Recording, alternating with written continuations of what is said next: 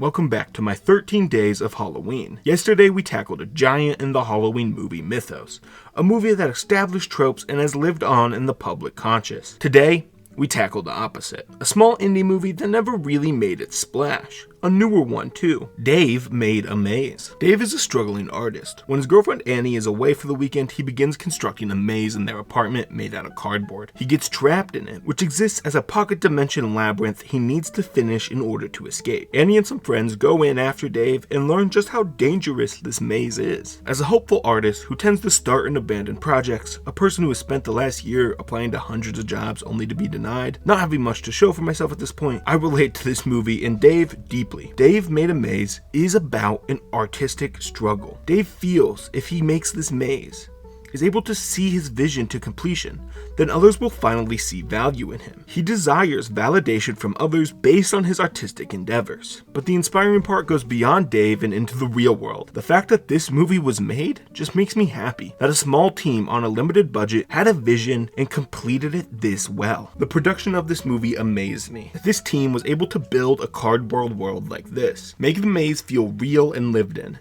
It's not just one or two cardboard sets. There are countless rooms that stick to the aesthetic, give the viewers the trapped feeling the characters are supposed to have. There are some big sets, all made out of cardboard. Really impressive for such a small team with a little budget working on this. The so-called horror effects are a delightful touch too. When the maze takes its first victim, her head gets cut off and blood spouts out. Well, not blood, but instead red yarn erupts out of her neck. Perfectly whacking.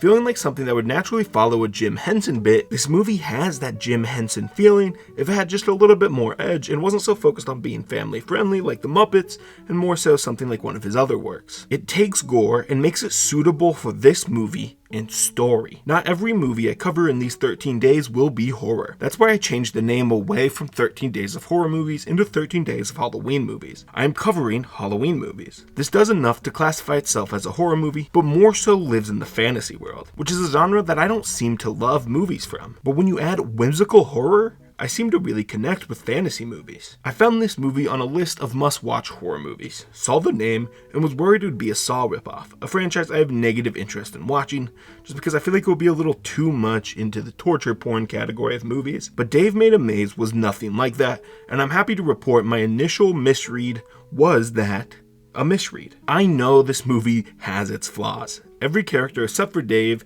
is one-dimensional as cardboard.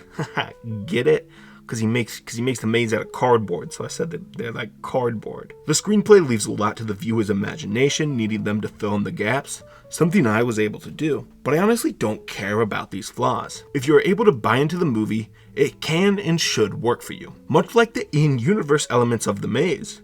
Annie and Gordon are initially not buying the maze. They think Dave's in his own head and making it all up. They see the maze as something they should just tear up, a cardboard mess. But they believe in Dave and enter his world and start playing by his rules. The movie did the same thing to me, allowing me to enter the movie's world, start watching it by the confines of the movie, instead of everything else. Ignore the messy parts for the gold. This movie brought back a very specific memory in my head. It started hazy. I was watching the movie and it felt a little familiar. I remember watching some other movie where characters were stuck in a ball that had a bunch of rooms they had to escape from, similar to Dave's maze. I remember one room specifically which had a pit, and the character was trying to figure out how deep it was. As I said, the memory started off hazy and not fully there. As I thought about this movie, it kind of cleaned up the memory until it hit me. I wasn't remembering a movie, I was remembering a Phineas and Ferb episode. After Googling it, I found out that episode to be Escape from Phineas Tower. Random aside real quick, why is the Phineas and Ferb fandom wiki the most in-depth wiki I've ever seen? Every episode has a full plot summary, more in-depth than most movies have on Wikipedia. A section for the errors in the show, running gags, and all the cultural references in each episode. Why is this so packed full of things and who spent the time doing this? All that aside, Dave Made a Maze unlocked the memory of a single scene from a childhood TV show, so that has to mean it's good. Not many movies can really unlock memories in me like Dave did. This movie also made me realize the key to comedy. If you want your movie to be funny, just put a boom mic operator in it. Living in Oblivion had a hilarious guy operating a boom mic, and the funniest person in this was the boom guy. That's his only characteristic too. He is credited as the boom operator, doesn't even get his own name, but he manages to be the funniest actor through his physical acting and terror from the maze. Everything leads up to an epic finale. Dave reconnects with Annie, them starting to understand each other, realizing the only way out is through and they have to finish the maze, complete the vision, all while avoiding the Minotaur. Helped me realize I should actually finish this 13 days project if I want it to be as big as it is, and so I started working on it again because of this movie. The Minotaur is also sick. He feels straight out of a typical slasher movie, making Dave Made a Maze feel more horror than it had up until that point. He wouldn't look out of place next to Jason or Ghostface. Really cements the movie as a cool villain. Put that guy in a fighting game. He'd be awesome in a fighting game. As you could tell, I thoroughly enjoyed this movie. It represents small indie filmmaking at its best and worst sometimes. But I can look through the problems due to the pure charm.